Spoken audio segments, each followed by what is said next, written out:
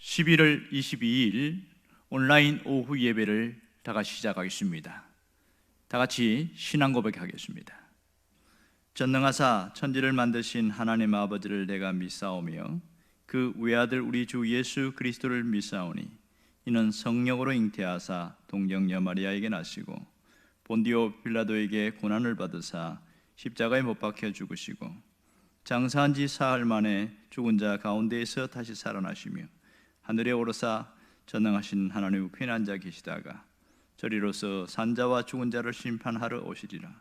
성령을 믿사오며 거룩한 공예와 성도가 서로 교통하는 것과 죄를 사하여 주시는 것과 몸이 다시 사는 것과 영원히 사는 것을 믿사옵나이다. 아멘. 찬송가 597장으로 하나님께 영광 돌리겠습니다.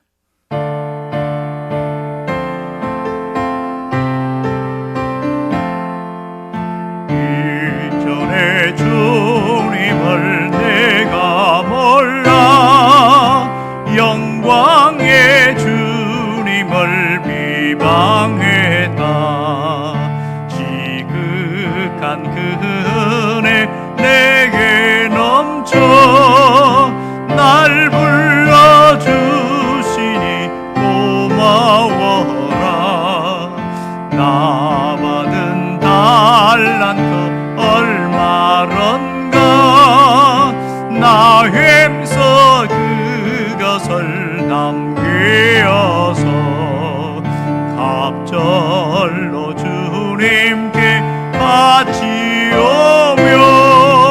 충성된 종이라 상 주시니 전하고 무능한 나에게도 귀중한 직분을 맡기셨다. 그 은혜 고맙고 고마워라. 내 생명 바쳐서 충성하리.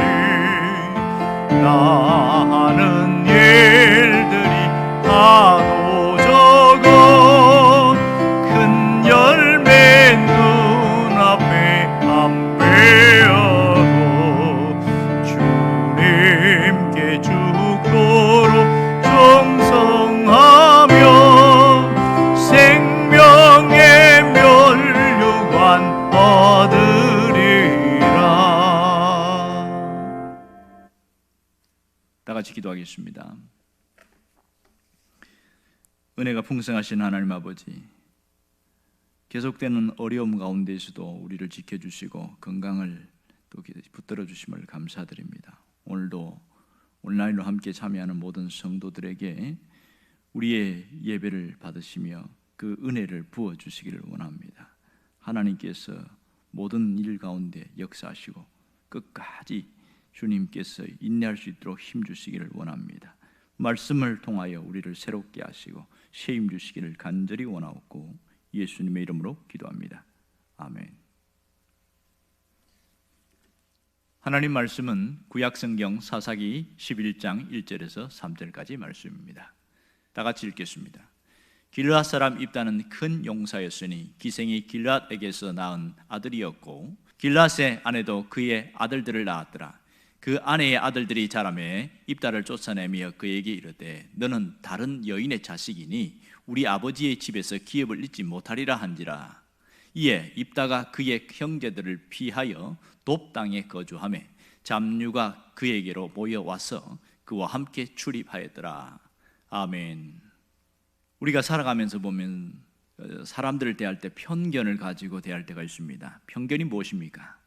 편견이라는 것은 어떤 대상이나 어떤 특정한 어떤 사건, 어떤 환경, 현상을 바라보면서 한 단면만 바라보고 그것이 전체인 것처럼 판단하고 평가하는 것을 말합니다.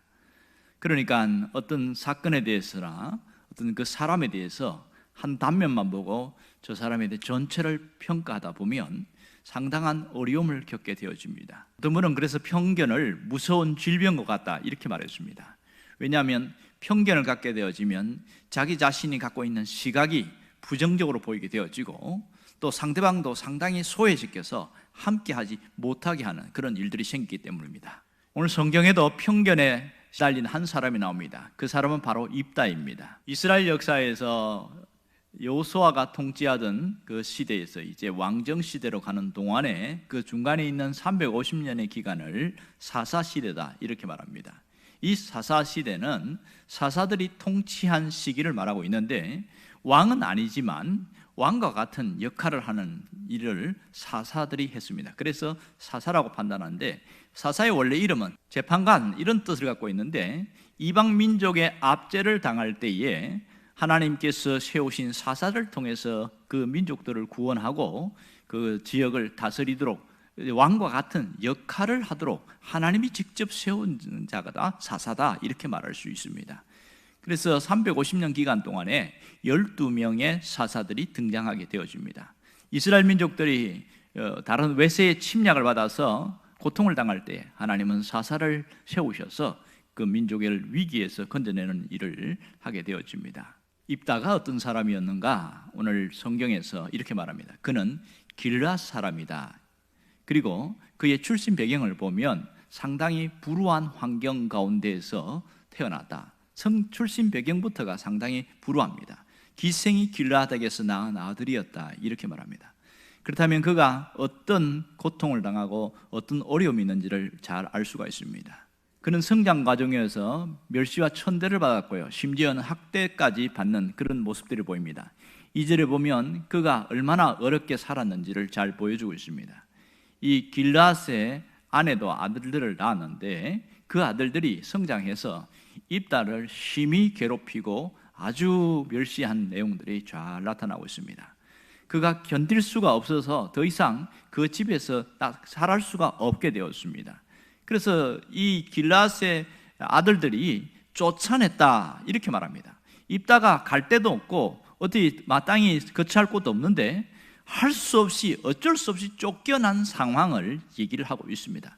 그만큼 입다는 상당히 어려운 환경 속에서 견뎌왔고 결국은 쫓겨나서 어디로 갔냐면 이방 땅을 향해서 갔는데 그곳이 돕이라는 곳입니다.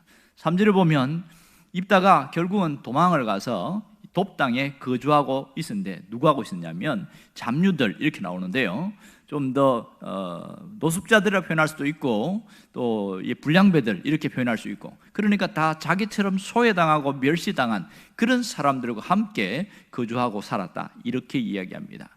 사실 입다가 이런 상황과 환경 속에 있는데 근데 이해할 수 없는 단어가 뭐냐면 1절에 보면 그는 큰 용사다 이렇게 말합니다.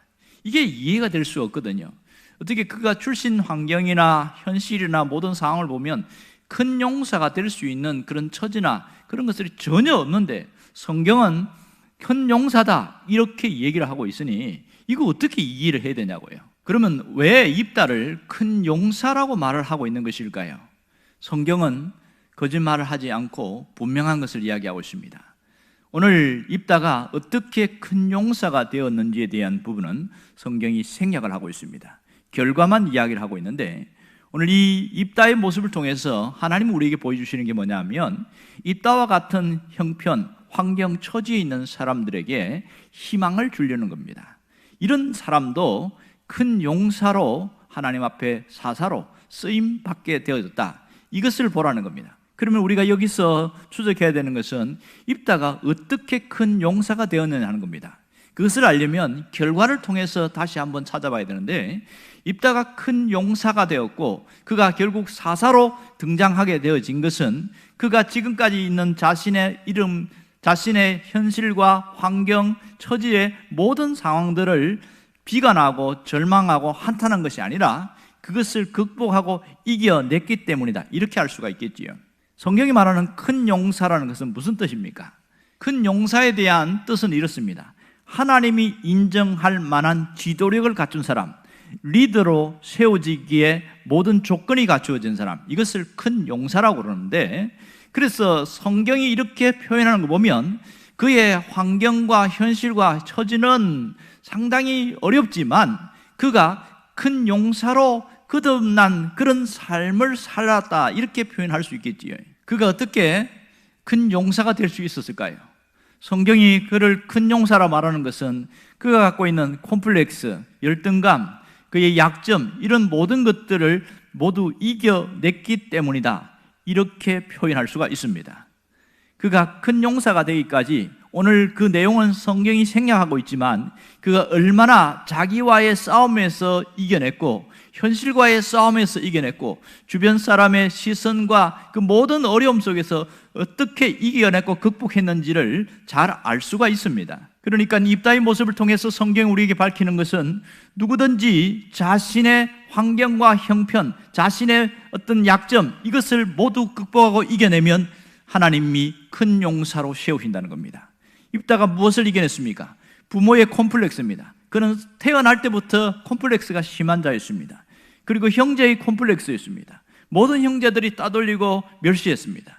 그리고 환경의 콤플렉스가 있습니다. 사람들이 그를 볼 때에 아주 곱지 않은 시선으로 그를 바라보게 되어졌고, 그런 것을 이겨내기가 얼마나 어려웠을까요?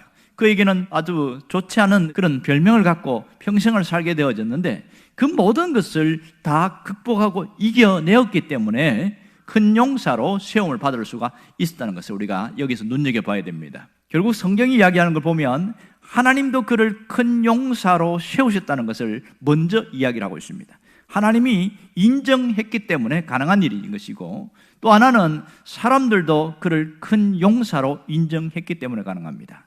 7절에 보면 위기를 당했을 때에 누굴 찾아오냐면 입다를 찾아옵니다. 길르앗에 있는 장로들, 그러니까 우리가 말하면 지도자들이지요. 그들이 입다를 찾아와서 우리를 도와달라, 이렇게 이야기합니다. 우리를 도와달라. 그런데 입다가 뭐라고 그러냐면 너희가 전에 나를 미워해서 내 아버지 집에서 쫓아내지 아니하였느냐, 이렇게 얘기를 합니다. 그런 거 보면 형제들뿐만 아니라 다른 사람들도 입다에 대해서 상당히 좋지 않게 생각했다는 것이고, 그 부모들도 그냥 간접적인 학대를 한 것이죠. 방관 자체가 간접 학대가 되지 않겠습니까? 그러나 그가 그 모든 것을 이겨냈기 때문에 비로소 사사로 쓰임받을 수 있었고 큰 용사가 될 수 있다, 이것을 우리에게 분명히 알려주고 있습니다. 오늘 우리 주변에도 보면 사실 좋지 않은 환경 가운데서 살아가는 사람들이 굉장히 많습니다. 성장 과정 속에서 불우하고 어려운 그런 환경 속에서 성장한 사람도 있고, 또 살아오면서 어떤 충격이나 사건 때문에 모든 상황들이 어려워져서 입다와 같은 성장 배경은 아니지만 자신이 살아가는 형편과 처지가 굉장히 어려운 사람도 있습니다. 이런 사람들이 가끔 교회를 오게 되어지는데, 많은 사람들이 이런 사람들에 대한 편견과 곱지 않은 시선으로 바라볼 때가 있습니다. 그래서 정상적으로 신앙생활하고 정상적으로 모든 것을 회복해 나가는데 상당히 어려움을 겪을 때가 있다는 겁니다. 교회가 좋은 것은 이런 사람도 받아줄 수 있다는 겁니다. 왜냐하면 하나님이 먼저 이런 사람들에 대해서 편견을 갖고 있지 않습니다. 문제는 사람이지요. 사람이 저 사람의 모양과 행색과 형편을 보고서 편견을 가지고 대하기 때문에 오히려 더 어려움을 겪을 수 있습니다.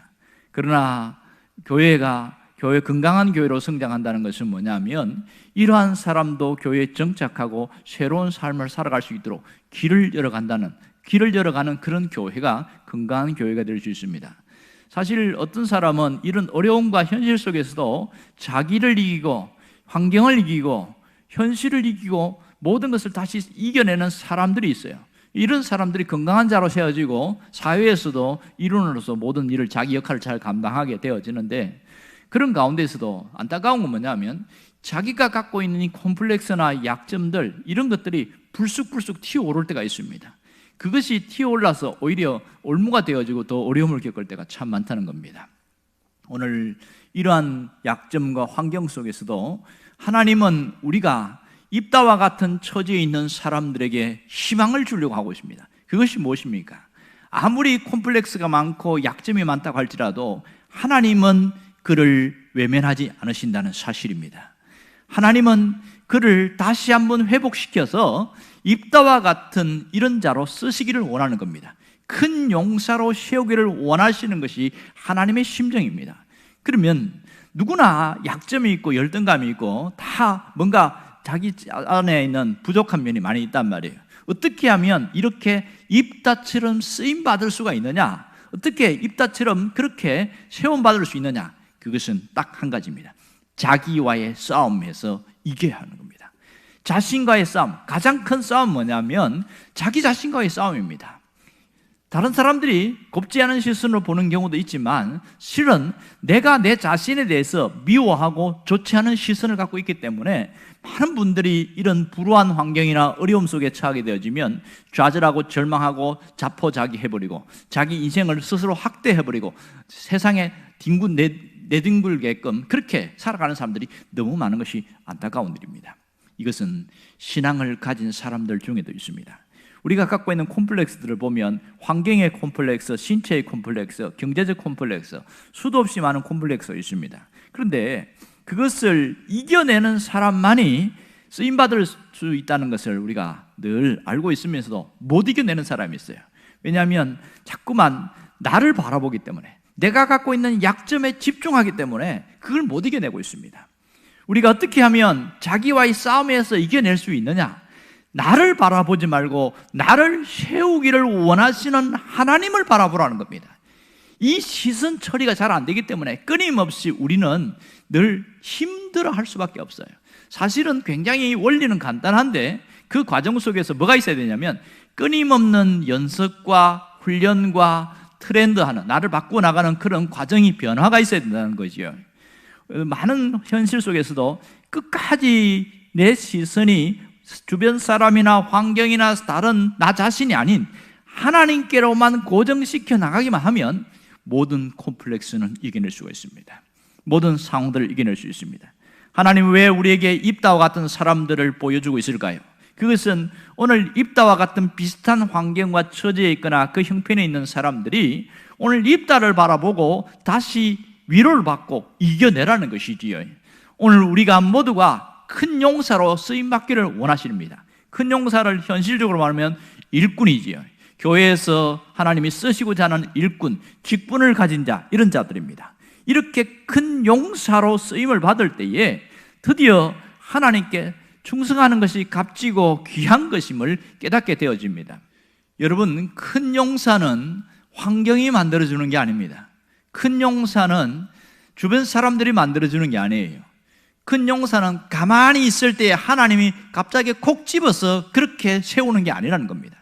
큰 용사는 내가 나를 만들어 나갈 때, 내가 나를 세워 나갈 때 큰 용사가 될 수 있습니다. 물론 배경 배우 속에서는 전적인 하나님의 도우심과 하나님의 역사가 있어야 되는 건 맞습니다.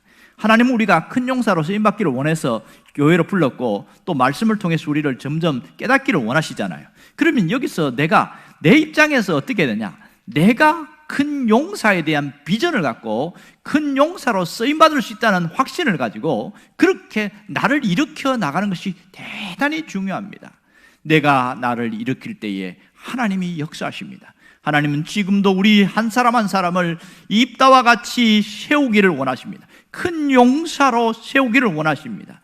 그러기에 내가 그 하나님의 심정을 깨닫는다면 내 형편을 바라보지 말고 환경을 바라보지 말고 자기 자신의 콤플렉스와 약점을 바라보지 말라는 거예요. 오늘 우리가 가져야 될 마음가짐은 이겁니다. 하나님이 나를 큰 용사로 세우신다는 그 분명한 확신을 갖고 일어서기를 원합니다. 나도 큰 용사가 될 수 있다는 분명한 확신을 가지고 두 주먹을 불끈 쥐고 다시 한번 내 삶과 내 자신을 바라보고 생각을 바꿀 수 있기를 원합니다. 중요한 것은 생각입니다. 아무리 큰 용사의 비전을 보여주고 뭔가 얘기를 해줘도 내가 생각을 바꾸지 않으면 큰 용사가 될 수가 없습니다. 가장 큰 적은 누구냐? 나 자신이다. 언젠가 누군가 그런 얘기를 했습니다. 가장 큰 적은 환경도 아니고 사람도 아니고 나 자신이다. 이렇게 이야기합니다.